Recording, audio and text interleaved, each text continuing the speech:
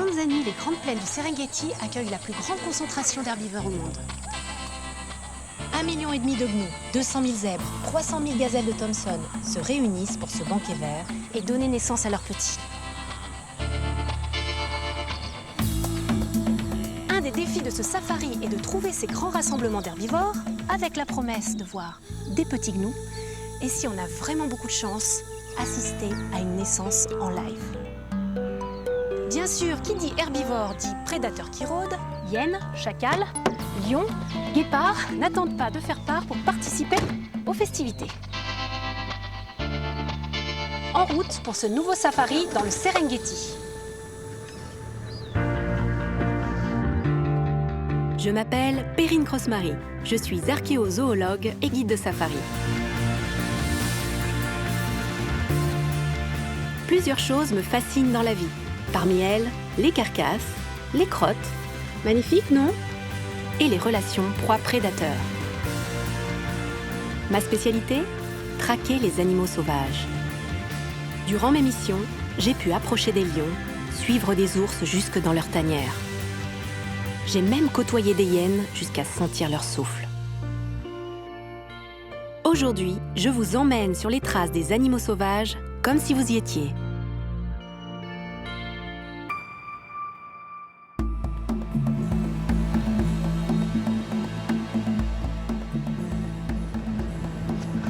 Il n'y a rien. C'est le vide total. Ici, dans le Serengeti, on a vraiment la sensation d'être seul au monde. C'est un des seuls endroits en Afrique où on peut avoir ce sentiment.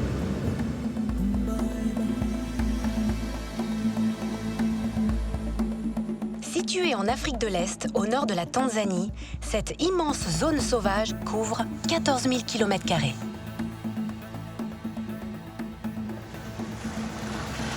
C'est complètement incroyable, ces plaines. En fait, elles ont été formées grâce à la présence de volcans, comme l'Oldonyo Langai, qu'on voit encore aujourd'hui, ou le Ngorongoro, qui ont craché des cendres pendant des millions d'années, qui se sont reposées petit à petit par couches successives. Et c'est pour ça que c'est si plat. On ne se rend pas compte comme ça, mais il fait frais dans ces plaines. Nous sommes à 1500 mètres d'altitude. Les grands herbivores migrateurs peuvent faire plusieurs dizaines de kilomètres en une journée. Et c'est ce qui fait que là, par exemple, on n'a rien du tout.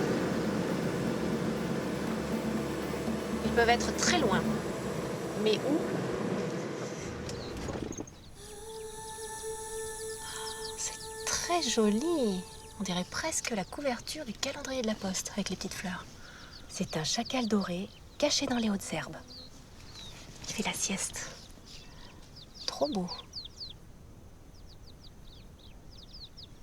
Ça y est, il part. Je l'ai perdu. Rien à l'horizon. Pas un gnou, mais je sais qu'ils sont passés par là.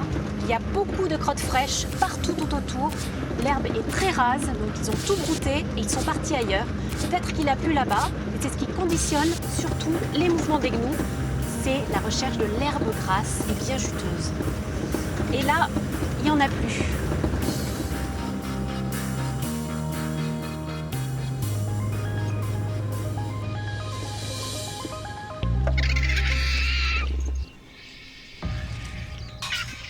La carcasse de ce gnou est très fraîche. Les vautours sont en train de se repaître de la viande, des intestins, et d'autres croque-morts convoitent ses restes.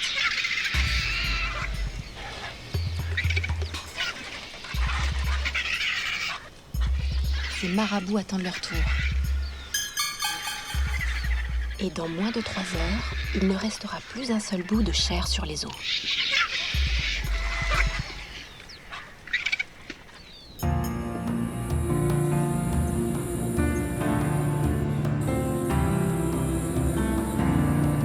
Ces plaines d'herbes hautes indiquent clairement que la marée de gnous n'a pas encore atteint ce secteur du Serengeti.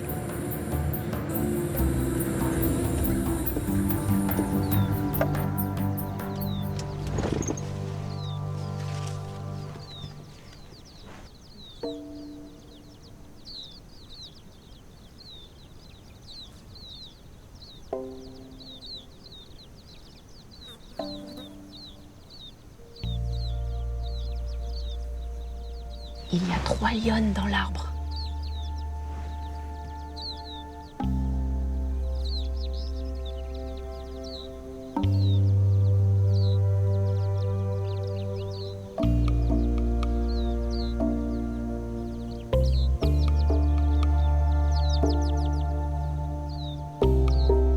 Ces 3 lionnes font partie d'un groupe de lions résidents ici.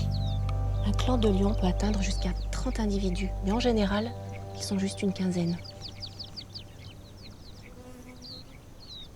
Ces 3 lionnes dépendent de proies qui ne migrent pas. Il y a des troupeaux de buffles, de taupies, d'impalas. C'est tout ce qu'elles ont à se mettre sous la dent.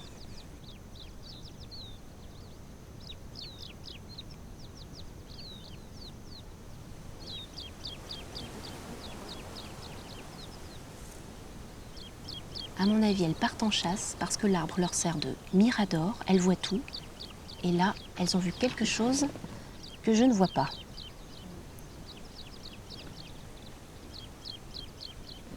Je vais tenter de les suivre.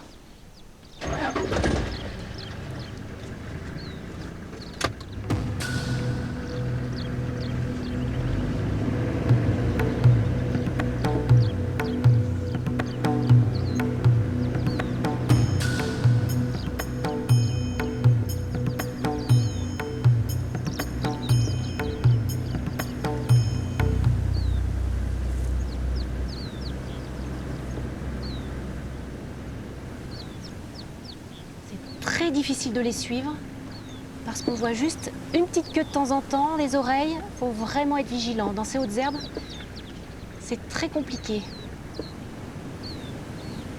Un petit conseil en safari, surtout quand on est en présence de prédateurs, il ne faut pas les lâcher. Il peut se passer des choses ou pas. Ça fait partie du jeu.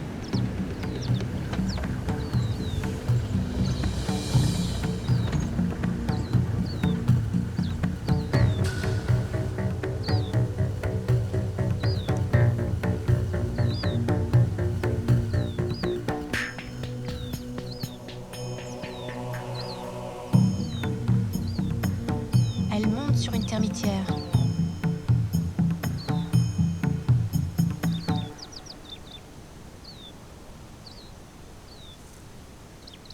Elles ont vu quelque chose dans cette direction. Il y a des taupies là-bas. Il y a un groupe.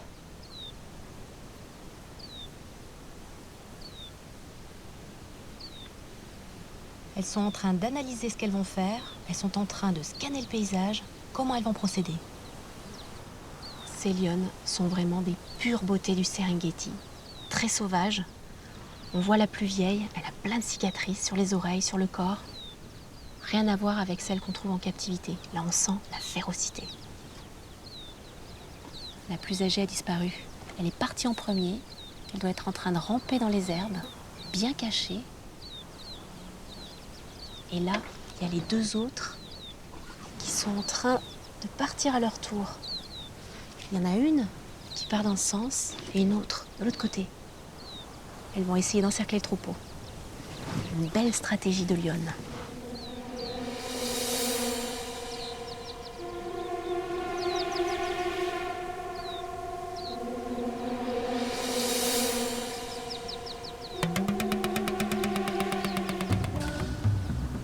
La chasse risque d'être très compliquée. On voit très bien que les taupies ont repéré les lionnes.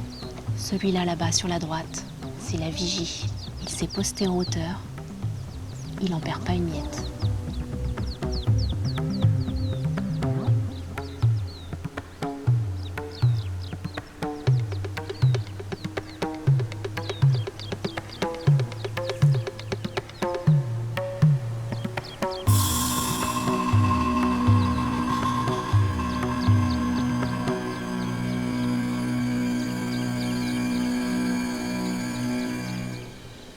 Ah les filles, le pique-nique dans l'herbe, c'est pas pour aujourd'hui. Là, c'est terminé.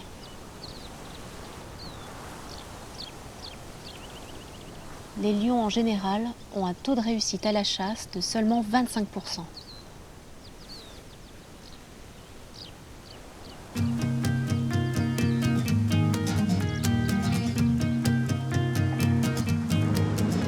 Pour l'instant, aucun aucun indice du passage des gnous et des zèbres. C'est difficile à imaginer, mais trouver ces gigantesques troupeaux n'est vraiment pas simple. Il va falloir s'enfoncer encore plus profondément au cœur du Serengeti pour les rejoindre. Le Serengeti est composé de différents paysages, c'est très varié. Il y a donc les vastes plaines sans arbres, il y a aussi les savanes arborées avec des acacias entre autres. Il y a aussi les copises qui sont des formations volcaniques très anciennes constituées de blocs de granit très durs.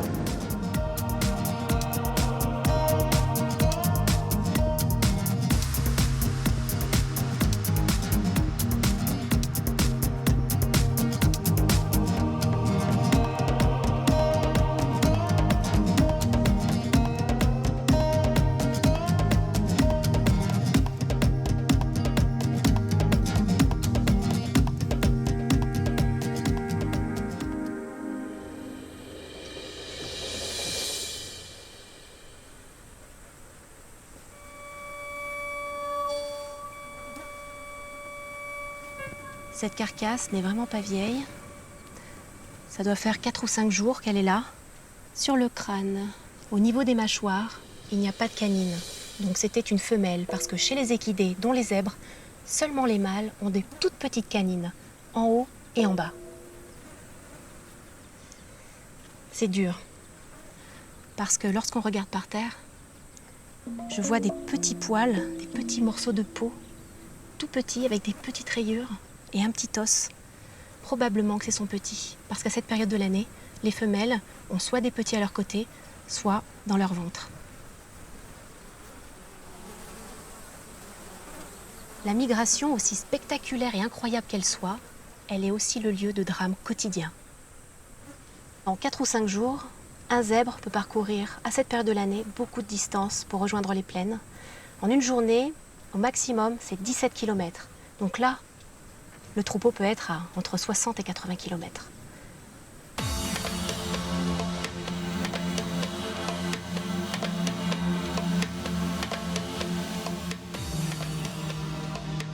Ce soir, je dors à Pioneer Camp. Ce lodge est idéalement situé pour suivre la grande migration. Il offre une vue imprenable sur les grandes plaines.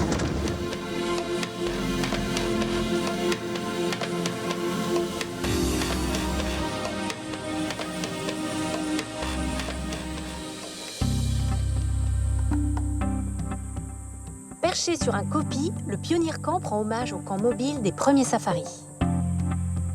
Hey! Perrine, comment vas-tu? Je vais bien, Simon. Bienvenue au Pioneer Camp. Je suis très heureuse de te voir. Ça fait plaisir de te revoir. Ça fait longtemps. Merci. Je sais qu'après chez toi, c'est ton endroit préféré. Oh oui, Serengeti, mon amour. Profite de cette vue fantastique sur le Serengeti. Waouh.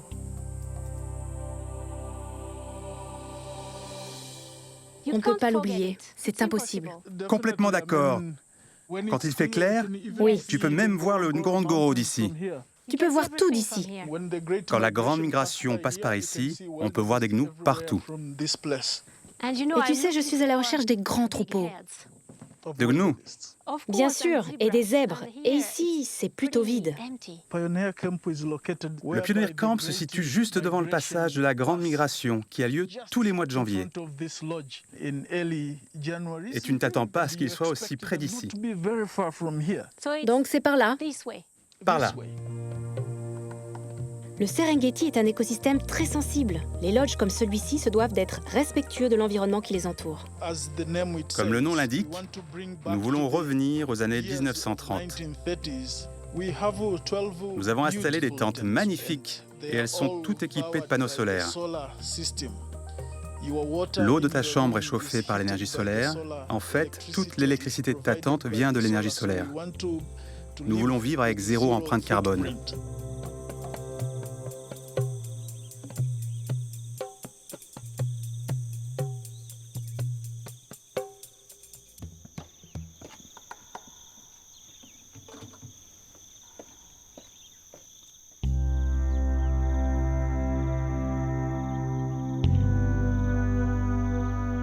Dans ce coin de paradis, le temps semble suspendu.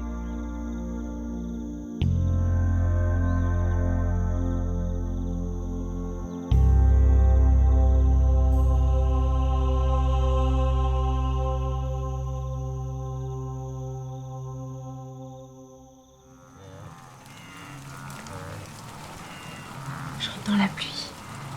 J'entends aussi les gnous qui suivent la pluie. Ça, c'est très bon signe pour demain. En safari, il faut savoir analyser tous les sons, toutes les traces. Et là, c'est vraiment un signe. Demain, direction le sud.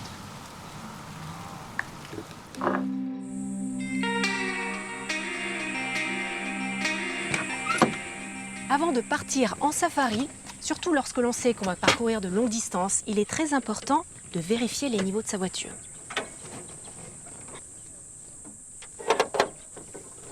La première chose à vérifier, c'est le niveau d'eau qui alimente le radiateur. Il faut faire gaffe que ce soit pas chaud, mais elle n'a pas roulé, donc c'est bon. Et donc, il y a bien de l'eau, c'est parfait. Et la seconde, le niveau d'huile.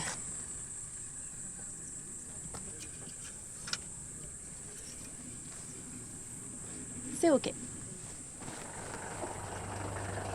Perrine! C'est toi! Oui!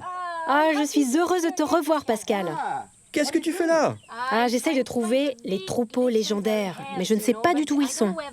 En ce moment, on les trouve dans les plaines du Sud. Donc, dans les plaines du Sud. Oui, parfois il pleut. Assure-toi que ta voiture soit bien équipée. Autrement, tu risques de rester coincé. Fais attention! Ok, tu me connais. Oui, je te connais. Sois prudente. Merci, De Pascal. rien. Bye bye. Bye.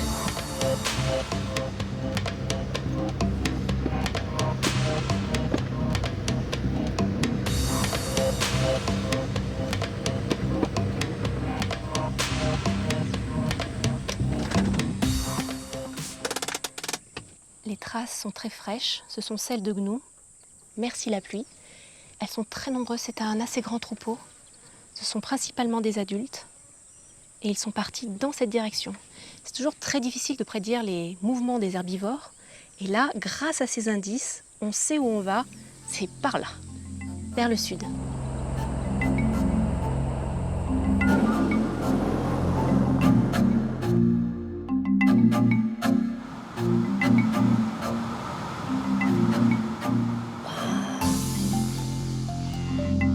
Un premier groupe de gnous, les voilà enfin.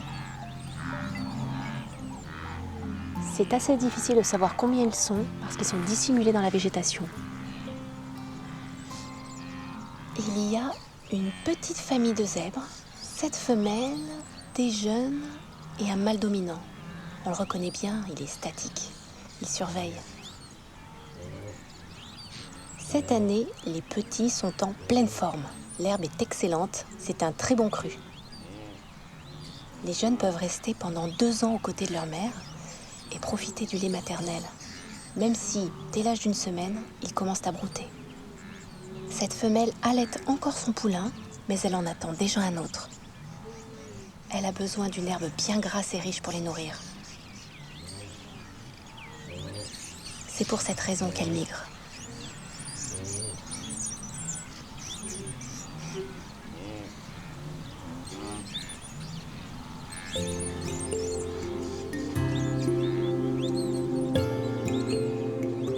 Les gnous se sont remis en marche.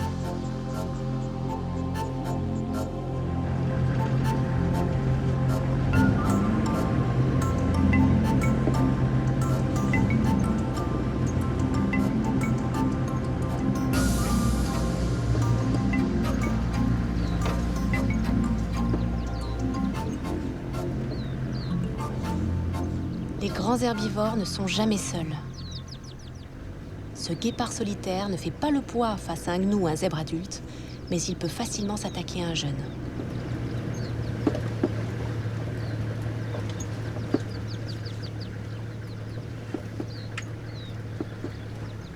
Les guépards mangent 3 kilos de viande par jour. Et celui-là, on voit qu'il a faim et qu'il part en chasse.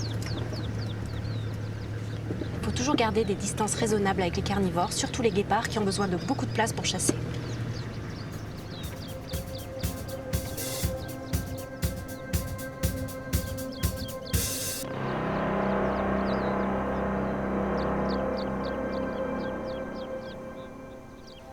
Il est en train de scanner l'horizon. Il attend, il inspecte et il va choisir la proie la plus parfaite pour lui. Le guépard apporte un soin très particulier au repérage, parce que c'est très coûteux pour lui de courir très vite sur une courte distance. Il dépense énormément d'énergie.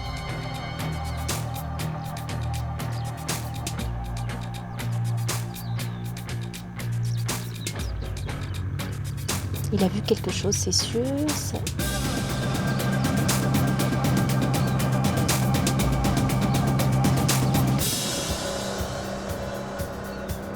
C'est loupé.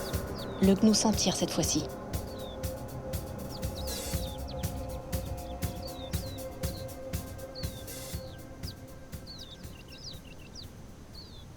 Je ne vois plus le guépard. Je vais essayer de le trouver. Peut-être qu'il est derrière, là, derrière les arbres.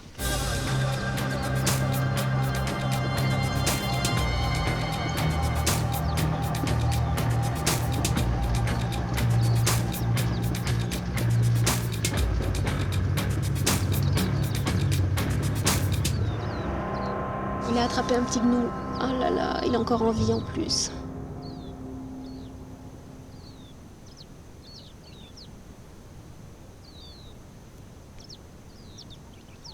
Alors c'est très bien pour le guépard, hein, parce que finalement, il a eu ce qu'il voulait, mais il s'est attaqué vraiment à la proie la plus simple du Serengeti en ce moment, un petit gnou qui vient juste de naître. Les prédateurs passent toujours pour les grands méchants. Alors ils font mal, ils font souffrir, ils tuent, mais c'est inévitable pour leur survie et pour conserver l'équilibre dans la savane.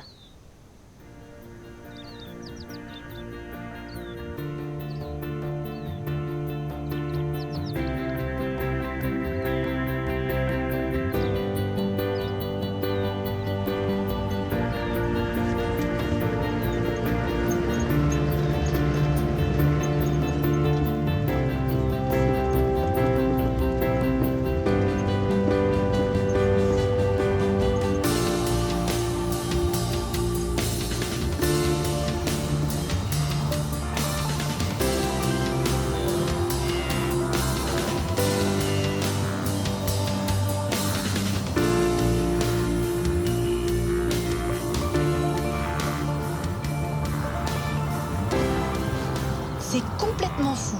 Là, ce groupe est vraiment à la hauteur de toutes mes espérances. Ils sont mais des centaines de milliers. Il y en a partout, partout. C'est incroyable. Ça a vraiment un effet hypnotique.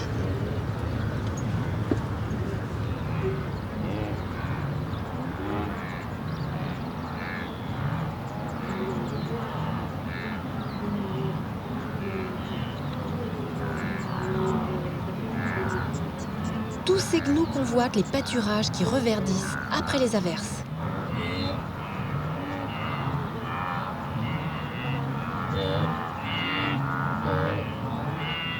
C'est la ruée vers l'herbe. Et demain, tout sera ratiboisé.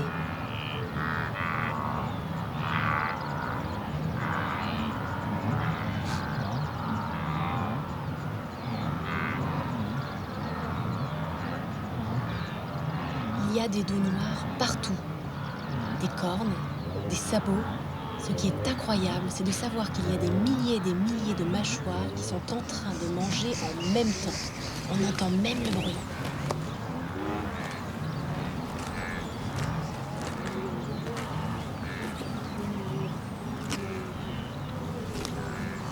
Après qu'ils se soient réunis pendant la nuit, ils se déploient dans la plaine pour aller manger.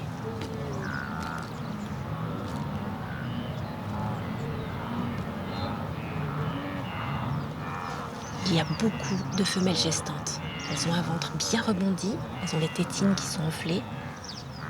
C'est pour bientôt. Mais quand ? Avec un peu de chance et pas mal de persévérance, on devrait pouvoir assister à une naissance.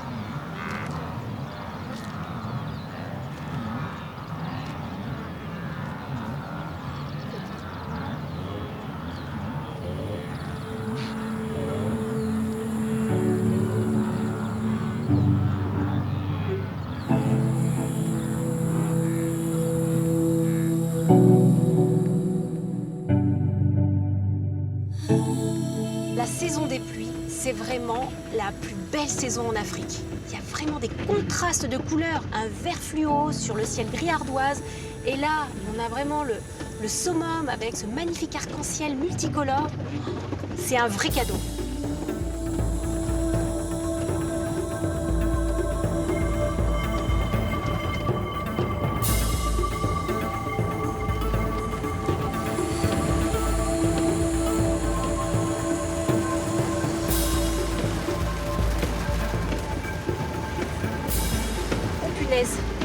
Il l'a attrapé.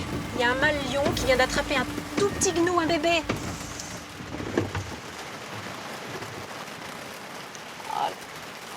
Oh, ça doit être un petit gnou perdu, c'est terrible.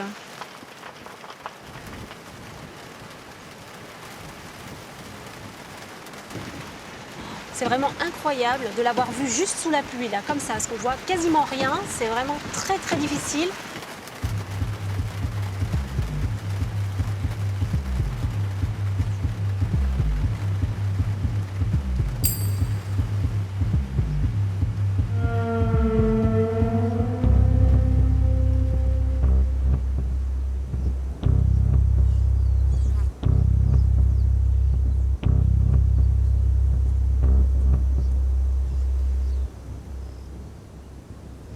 Il y a une carcasse en fait. D'accord, ok, je comprends. Donc c'est un gnou.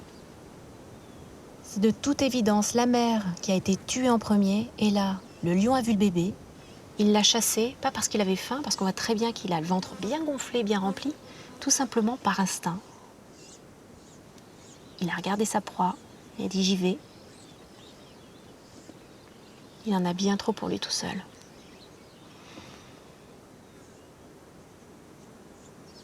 Il est retourné à la plus grosse proie, tout simplement parce qu'il y a des charognards partout. On voit les vautours juste derrière qui attendent.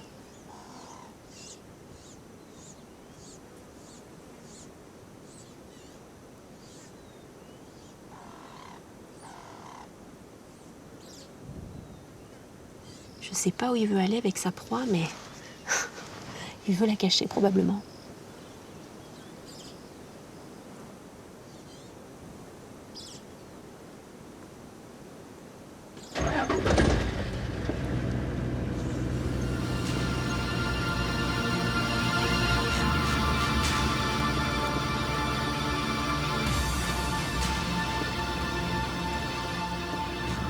Il est temps de rentrer car les pistes ont complètement trempé.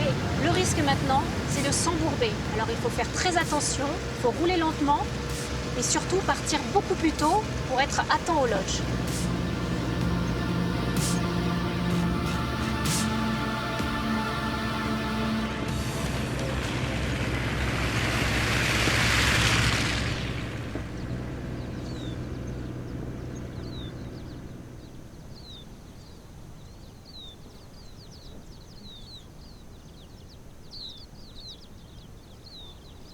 C'est assez extraordinaire parce qu'on arrive sur ces plaines vides et on se dit, il n'y a vraiment rien.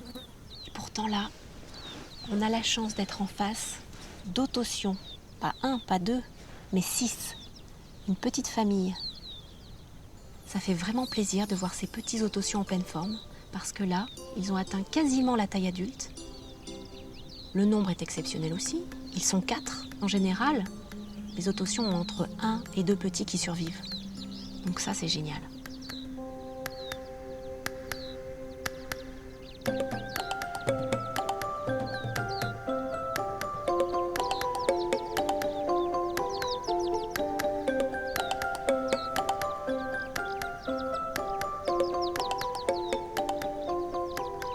La saison des pluies est une saison extraordinaire pour observer les Autotions.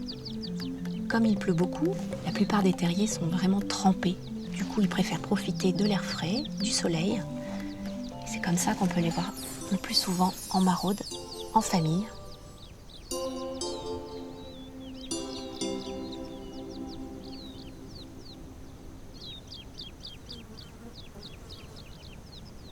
Ils ont un domaine vital très vaste dans le Serengeti, qui peut aller jusqu'à 80 hectares.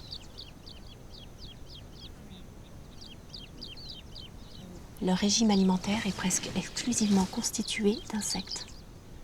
On voit bien, ils cherchent partout. Ils essayent de trouver des termites dans le sol et même des larves.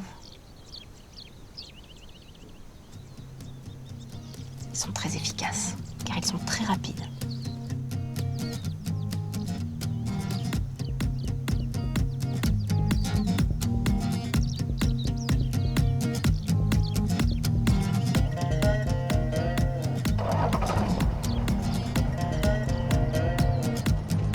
Direction Olduvai Camp. Ce lodge est situé à seulement quelques kilomètres des gorges d'Olduvai, le fameux site où on a découvert de nombreux fossiles. Dormir à 2 pas de ce site préhistorique, c'est un peu ressentir l'Afrique des origines, mais c'est aussi une étape incontournable sur la piste des grands troupeaux. Olduvai Camp est situé au sud, dans la zone de conservation du Ngorongoro. Je compte bien trouver des femelles qui vont mettre bas dans ce secteur.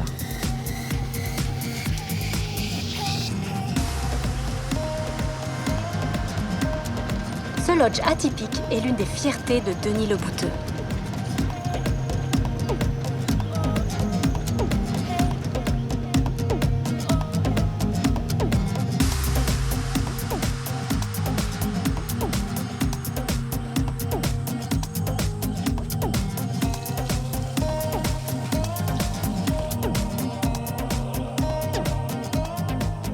Denis Le Bouteux a été envoûté par l'atmosphère unique que l'on ressent sur ces terres foulées par nos ancêtres depuis 1,8 million d'années.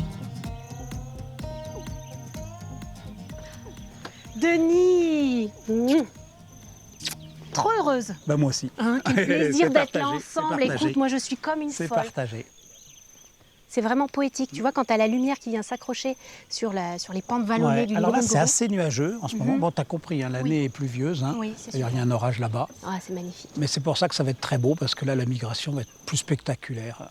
Et cette impressionnant. région, elle devient carrément magique à ce moment-là. Alors moi, ce que je te propose, c'est qu'on monte, Oui, j'adore. parce que ça aussi, c'est un peu nouveau, et tu vas voir la vue qu'on a. La situation de ton lodge, accroché sur sa colline de granit, est vraiment magique.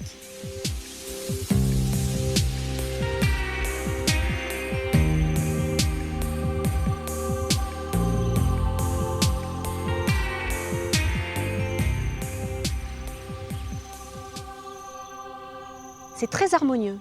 Quand tu regardes tout l'ensemble, c'est extraordinaire. Ah, mais moi, je le dis aussi, hein, parce qu'il n'y a aucune logique. Enfin, faut pas la chercher. Il n'y a Ouais. pas un truc qui est... Il n'y a pas une tente qui est alignée par rapport à une autre. Et à la fin, c'est harmonieux. C'est ça. C'est assez fantastique. Alors, quand même, ta migration, tu es venu pour ça. Hein. Voilà. Mais en fait, c'est de savoir exactement où sont les animaux. Parce qu'ils bougent sans cesse. Effectivement, ça bouge tout le temps. C'est-à-dire que ce qui est vrai hier ne sera pas forcément vrai demain. Et, voilà, et ça va très très vite. Hein. Une pluie, tu as des colonnes de gnous qui se déplacent. Moi, j'ai vu ici un matin rempli de zèbres. Oui. On ouvre sa tente, il n'y a que des zèbres. Le lendemain matin, rempli de gnous, plus un zèbre. Et le troisième matin, ni un zèbre, ni un gnou, que des cigognes noires. Le show est permanent, mais te dire où il est, je ne peux pas te dire. Non, c'est... Chaque jour est différent. Non, il faut qu'ils se casent, hein, les 2 millions d'herbivores. Hein. Oui, Ils ne sont c'est pas ça. tous au même endroit. C'est immense, Ouais, c'est ouais. immense. c'est Prennent de l'espace.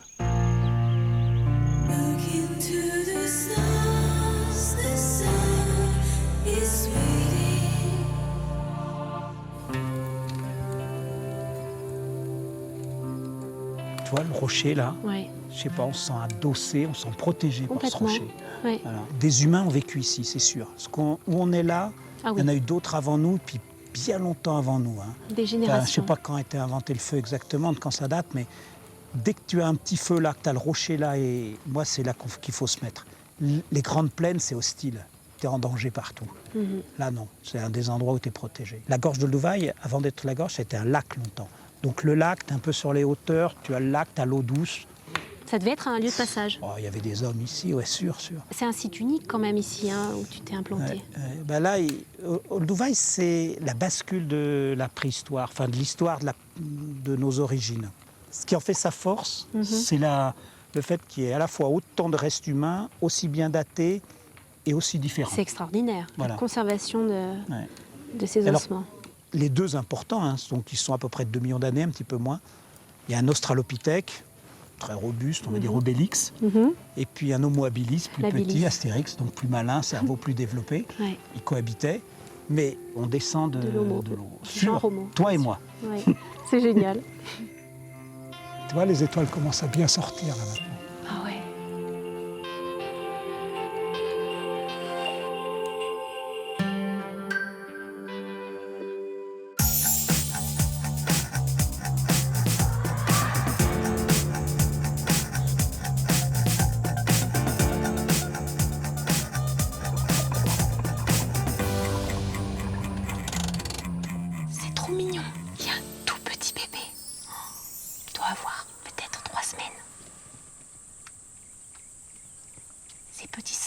sont les primates les plus communs dans la savane africaine. On les appelle les singes verts.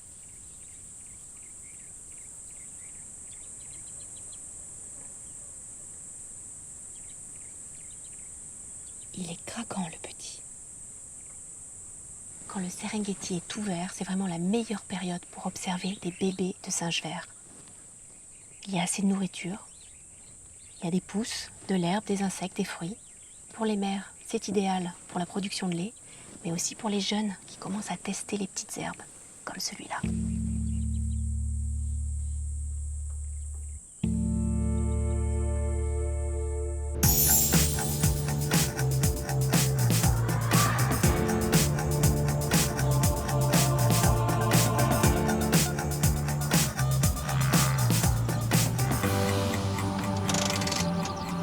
Les rassemblements d'herbivores sont bien là. Nous avons la star incontestable du Serengeti, ce sont les plus nombreux, les gnous. Ensuite, les gazelles de Thomson. Et là-bas au loin, les zèbres.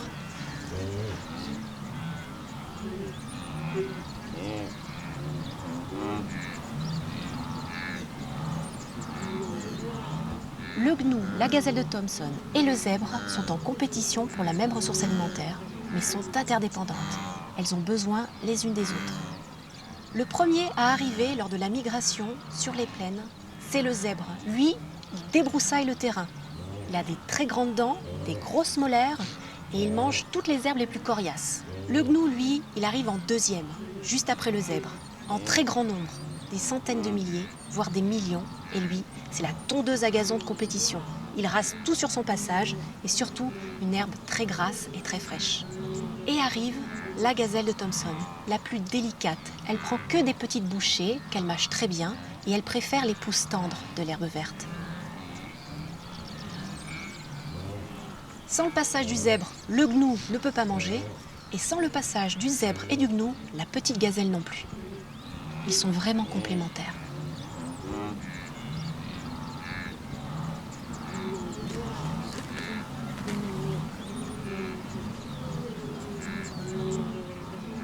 Cette association de bienfaiteurs est extraordinaire pour la savane. Elle lui offre un rasage à 3 lames qui rase à la perfection, même les herbes les plus revêches.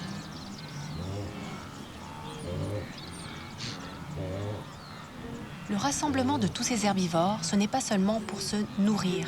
Il y a aussi un autre bénéfice, celui de la sécurité. Tous ensemble, à regarder partout, à écouter, toutes ces oreilles, tous ces yeux, ça permet de surveiller la savane et l'arrivée des prédateurs.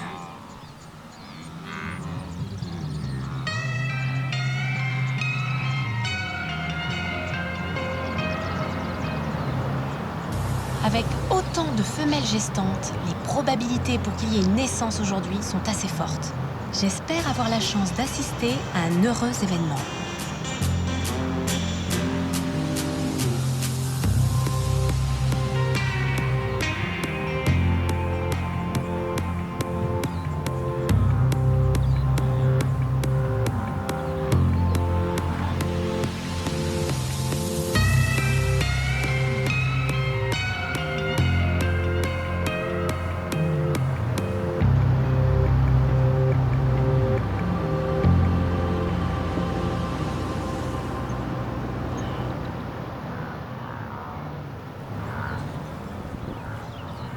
C'est génial.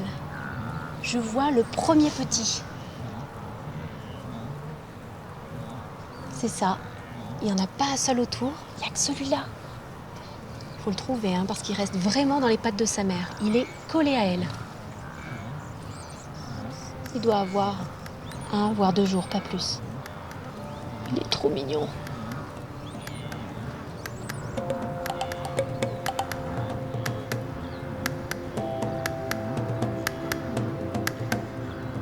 Avec tout le groupe là, c'est la cavalcade. C'est génial. Ça le bouscule pas mal quand même, parce que c'est assez violent.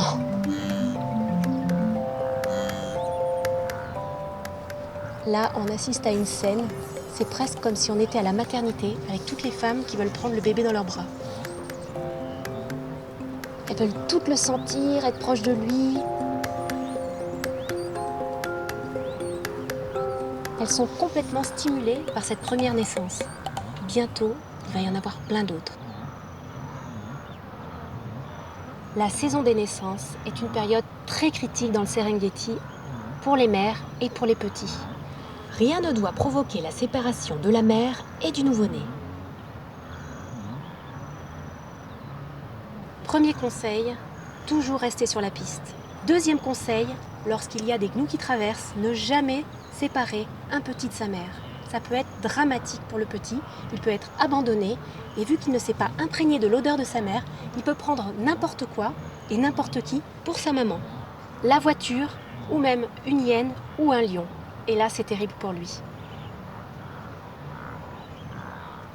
Ça y est, il s'est arrêté. Il doit être complètement crevé. Qu'est-ce que c'est là-bas? C'est une hyène. Aïe, aïe, aïe. Ah, il laisse le petit. Revenez. Oh là là, le petit est tout seul. Ah non, non, non, non, non, non. Ah bah, ils s'en vont. Le troupeau s'en va. S'il ne rejoint pas sa mère et le reste du groupe, il est fichu.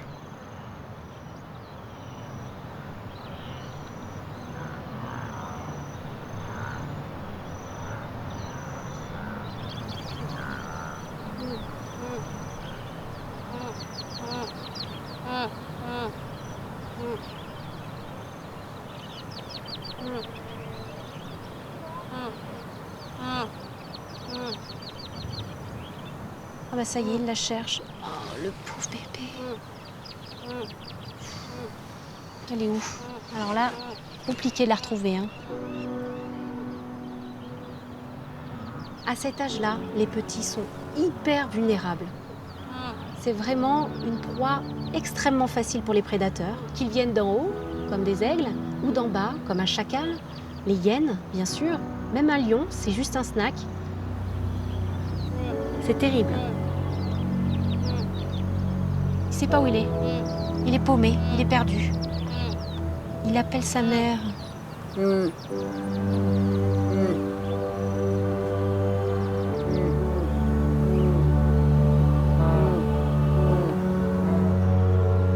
est là-bas, elle est là-bas.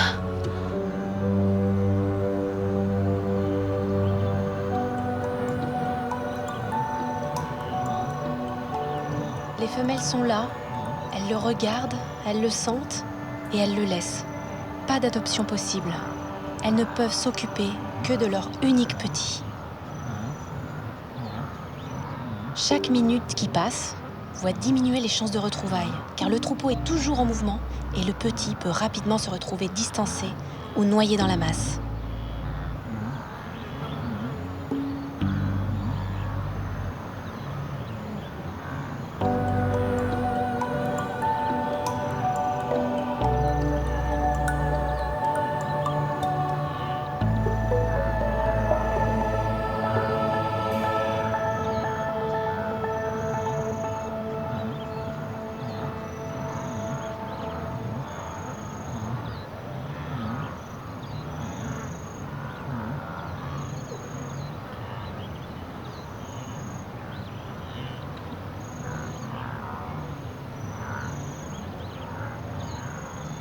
C'est très difficile à regarder, c'est très émouvant.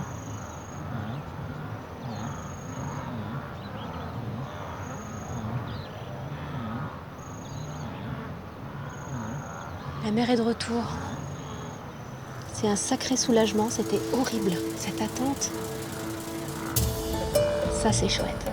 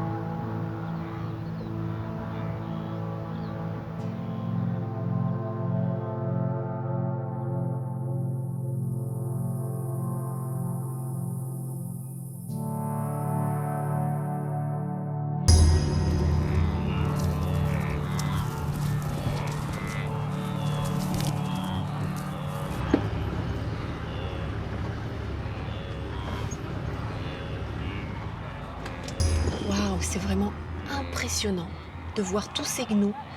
Ils sont des centaines de milliers. Ils viennent tous de la plaine là-bas, où ils étaient concentrés pendant la nuit pour se protéger. Et là, ils sont tous en colonne, les uns derrière les autres, en procession, et ils partent sur les zones de pâturage. C'est incroyable et surtout, c'est parfait pour moi parce que ce matin, je vais essayer de voir une naissance. C'est vraiment un défi.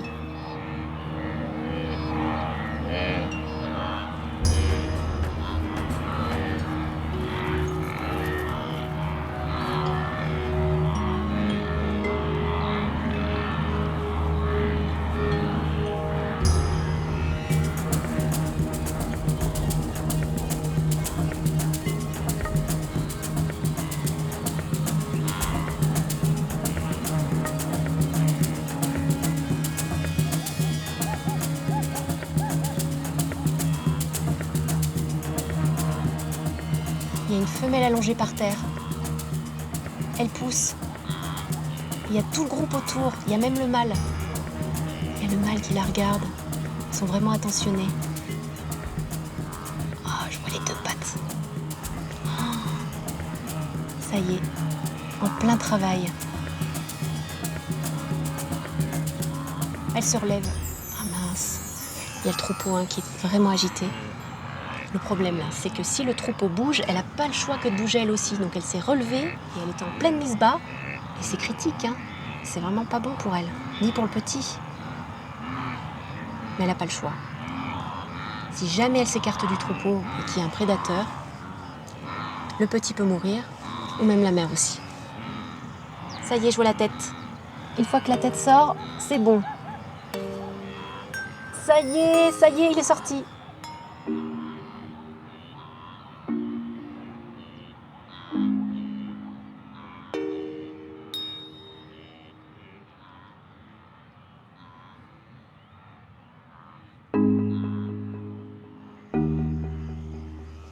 Il est tout mouillé et là, il a entre 3 et 6 minutes pour se relever.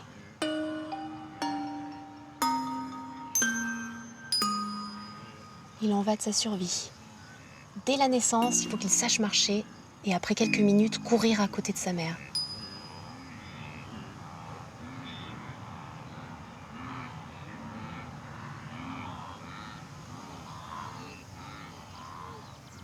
Le petit gnou, dès le début, il parle. Il a sa propre voix aussi. Et la femelle, elle le reconnaît grâce à sa voix et à son odeur.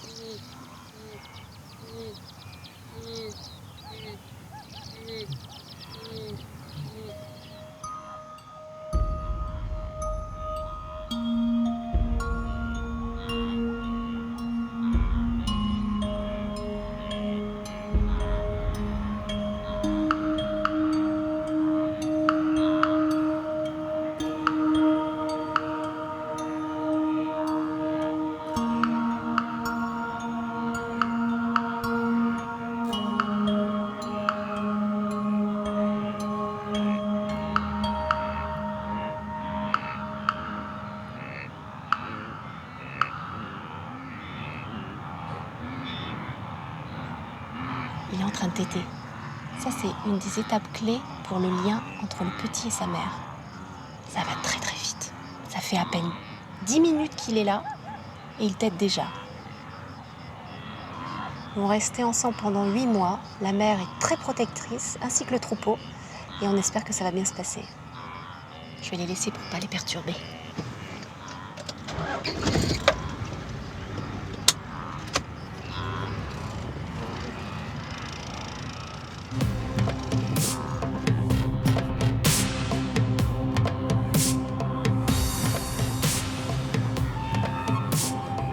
Dans quelques semaines, les petits gnous devront partir sur les traces des tout premiers éclaireurs qui se sont déjà mis en marche.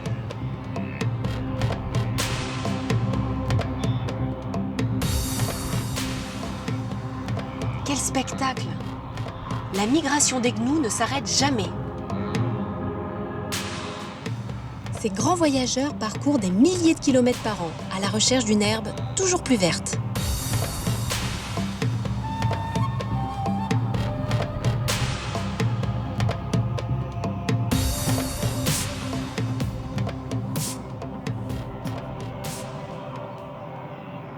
petit qui est tombé.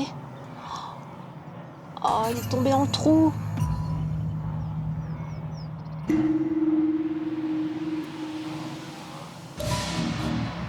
Et tous ceux qui galopent autour, mince, il va perdre sa mère, sors.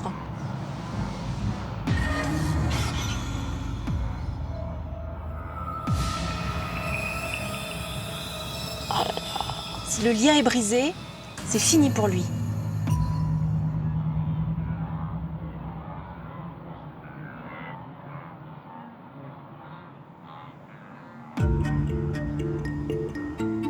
Parfois, il y a aussi des happy ends dans le Serengeti.